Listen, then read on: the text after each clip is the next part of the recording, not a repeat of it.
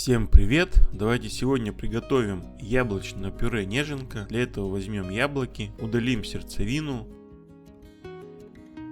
крупно нарежем. Яблоки поместим в кастрюлю, добавим воды и будем варить в течение 30 минут, периодически помешивая.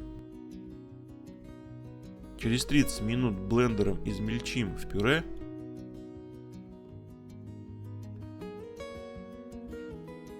Откроем сгущенное молоко.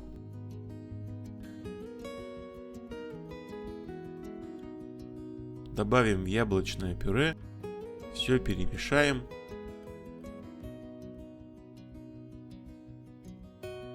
И прокипятим 5 минут. Через 5 минут яблочное пюре поместим в стерилизованные банки и законсервируем. Кому понравился рецепт, ставьте лайк, подписывайтесь на канал Рецепты на выбор, делитесь с друзьями в социальных сетях, нажимайте на колокольчик.